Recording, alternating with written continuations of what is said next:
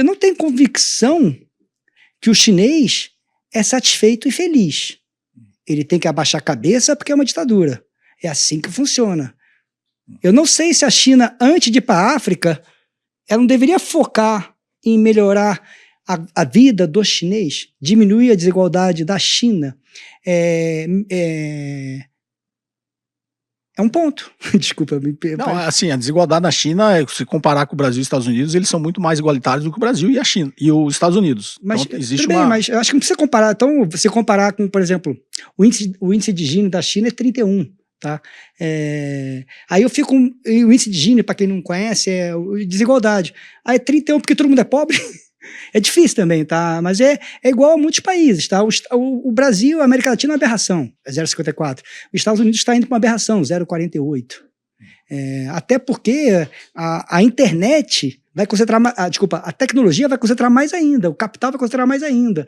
A desigualdade nos Estados Unidos aumentou por causa muito também da tecnologia que foi implementada pelo Vale do Silício, que alguém teve que gastar muito dinheiro para gerar aquela condição de sair cérebros e ideias maravilhosas que gerou Google, que gerou... Engraçado, e todos se ouçam, um é indiano, outro... Então, voltando à tese, por que a China, antes de resolver o interno, melhorar a vida do chinês, por que ela já foi para a África? Por que ela não se preocupou em focar? O que eu não quero aqui, tá, pessoal, é defender China contra Estados Unidos. Não é essa a ideia, só para pegar umas contradições. O que eu noto, assim, até antes de eu começar a estudar China, eu tinha uma série de preconceitos também, uma série de, digamos assim, a minha visão era muito formada pro que a gente recebe de informações aqui, né? Você não vai atrás, a gente só recebe informações da China. E no chamado Ocidente, né, hoje o Brasil ainda se qualifica como sendo parte do Ocidente, né, no que seria essa divisão entre Ocidente e Oriente. Hoje está falando-se em Norte global, Sul global, né, mas nessa visão ocidental a gente tem muito preconceito contra como as coisas na China. Depois que eu comecei a estudar a China, ler a China e conversar com muita gente que mora na China, que morou na China, que vai na China sempre, inclusive várias empresas que eu assessorei, de pessoas que estão todo mês na China, tem uns que já mora lá de tamanho a interligação dos negócios aqui que ele tem no Brasil, e todos eles me trazem uma visão completamente diferente da que eu tinha, né? Depois eu cheguei nessa conclusão que a minha visão era preconceituosa. Então todos eles não falam isso tudo que a gente está falando aqui. Eles falam, cara, essas coisas não existem na China. Primeiro, o povo não acha que lá é uma ditadura. Se você for na China... O que foi a Praça Celestial? O que foi aquilo, por exemplo? Quando os estudantes botaram o tanque e saiu atropelando todo mundo. Não, isso não foi bem assim que aconteceu. Isso também é uma visão meio deturpada que a gente tem. Eu peço desculpa, teve a Praça da Paz Celestial? Teve a Praça da Paz Celestial. Teve um conflito lá que escalou e perdeu o controle e morreu muita gente? Teve. Mas não é da forma, principalmente, que nos foi vendido aqui. O massacre, que eles chamam de massacre da Praça da Paz Celestial. Existia uma grande satisfação, porque tinham problemas econômicos naquele momento, que foi em 89, se não me engano, né? O massacre da Praça Celestial foi 89, 79, não sei. Foi justamente nessa transição que a economia... Quando você pega a Revolução Comunista, teve a Grande Fome e tal, era um plano de nação de desenvolvimento econômico que deu errado, né? Porque a China não investiu no campo, onde era uma população daquele tamanho, tinha que produzir alimento. Eles resolveram transferir e utilizar toda a mão de obra campesina para produção de aço. Só que eles produziram aço e eles não conseguiram produzir o aço a preços competitivos e nem a qualidade competitiva. E aí, tudo que eles produziram de aço, eles não conseguiram transformar em riqueza econômica. E aí eles tinham tirado o pessoal do campo para produzir aço, não tinha comida também, então eles não tinham nem riqueza nem comida, e aí teve o que eles chamaram da Grande Fome. E aí o Deng Xiaoping fez foi quando eles começaram a ter essa visão mais de utilizar o mercado. Não adianta a gente ser contra o mercado, como era o modelo soviético, vamos utilizar o mercado para tentar fazer essa revolução econômica.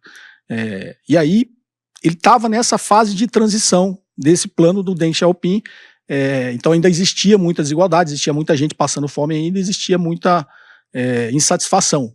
E teve uma manifestação que depois escalou e virou uma tomada, os estudantes tomaram a praça, e aí veio uma repressão.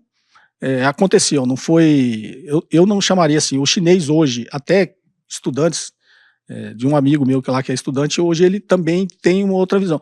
Se a gente fizer alguma coisa em qualquer outro país, tenta fazer a mesma coisa nos Estados Unidos, se a polícia não vai reprimir, em algum momento vai sair do controle e alguém vai morrer. Igual o Donald Trump mandou o exército lá para Los Angeles, se não me engano, né, que estava tendo os protestos contra imigrantes.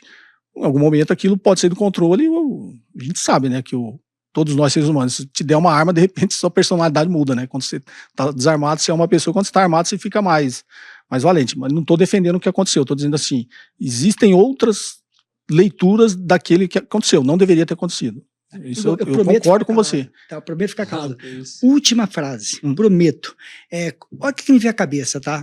E, de novo, eu concordo com você. Eu recebo as informações empacotadas com viés do Ocidente. Isso aí não estou discutindo. Como a mídia estatal chinesa vende o viés deles. Você chamou a atenção dos seus amigos que foram para a China. Eu conheço os empresários brasileiros que montaram seus bis na China, porque o Brasil era muito caro. Era mais caro produzir aqui, por causa dos impostos, falta de produtividade, essa história que todo mundo sabe. Tá?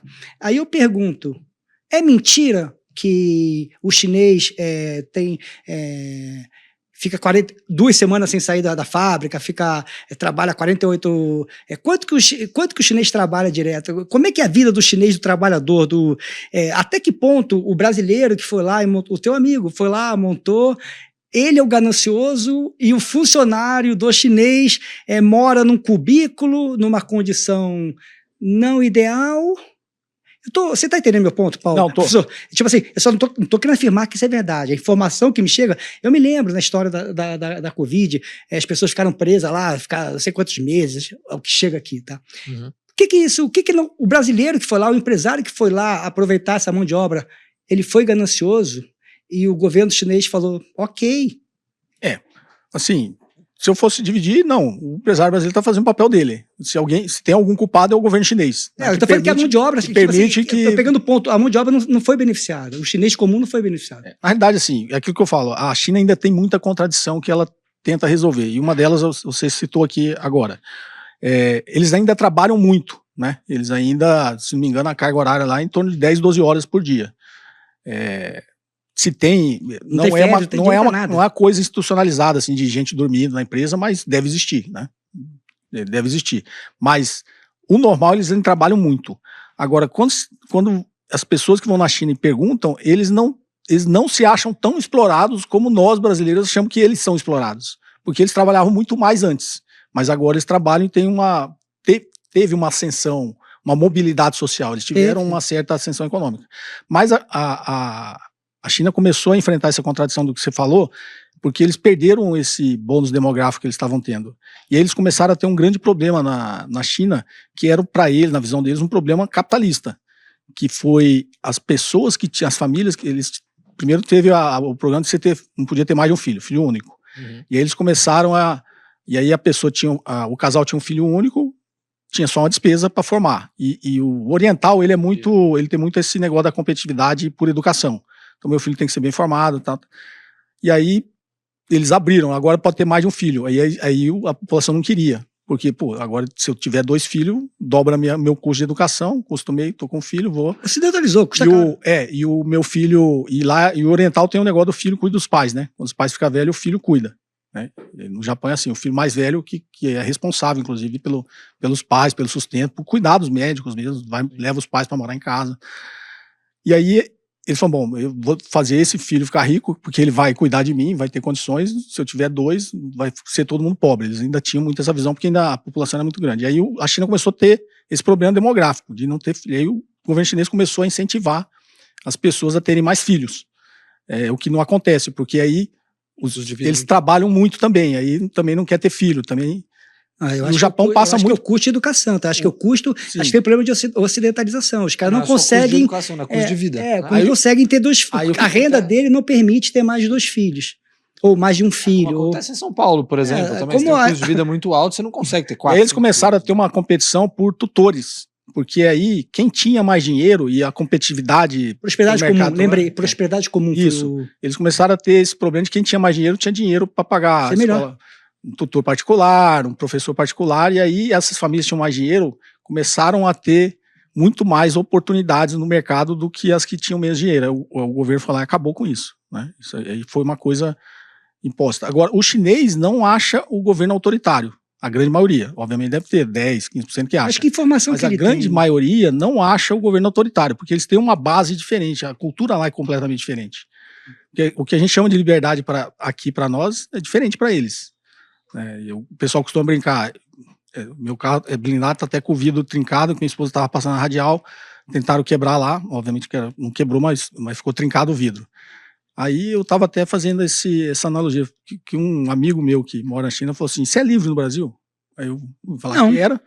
Ele falou assim, não, você mora em São Paulo? Eu falei, você não sai tranquilo na rua, determinado horário você não vai ficar andando a pé na rua, você não vai... O condomínio tá cheio de cerca elétrica.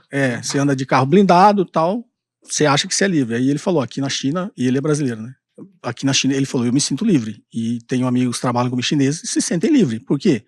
Porque eles saem meia-noite, 1h da manhã, igual São Paulo, você tem problema de trânsito, lá não tem, lá o transporte público funciona absurdamente.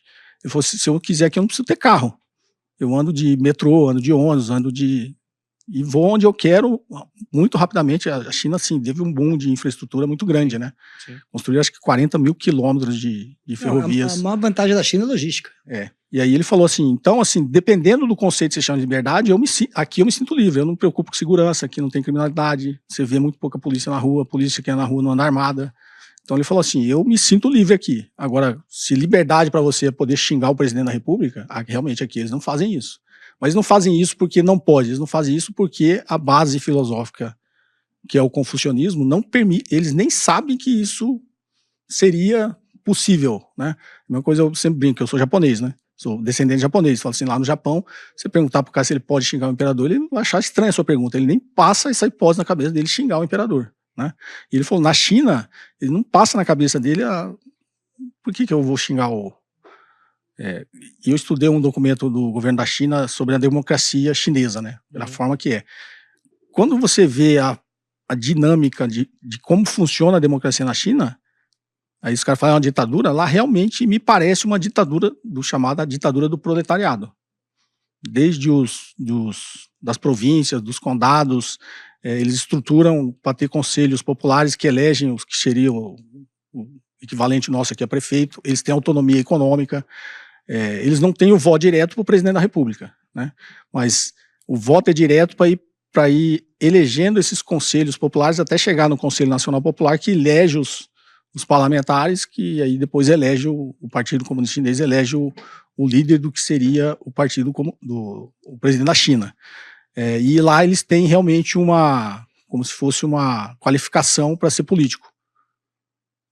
O Xi Jinping ele é extremamente qualificado, e o Xi Jinping parece que ele tentou entrar no Partido Comunista umas 10 vezes, ele entrou só na 10ª, ele tentou entrar 9 vezes, não foi aceito, tem prova, o cara tem que ter formação, o cara tem que ter alguma tese que ele defendeu, ele tem que entender de como funciona um país, a economia, para ele ir ascendendo dentro do partido até chegar lá no Politburo, que são 21 tal, e o Politburo elege o cara, né, que é o cara que vai ser. Então, quando você começa a olhar por curiosidade científica, de pesquisa, como funciona, a gente de repente começa a questionar, fala, será que a democracia lá é realmente se a gente tem talvez a gente tenha uma ditadura aqui, que não é do proletariado, a gente tem uma ditadura da burguesia, porque aqui no Brasil, assim como a gente está falando nos Estados Unidos, que manda é o poder econômico, é o poder econômico que transforma o poder político, que é o que a gente está vendo no Congresso.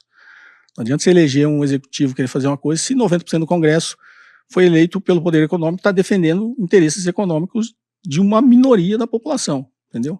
Então, até que ponto, não nós aqui, obviamente, mas até que ponto a grande maioria da população se sente representada, né, no nosso parlamento?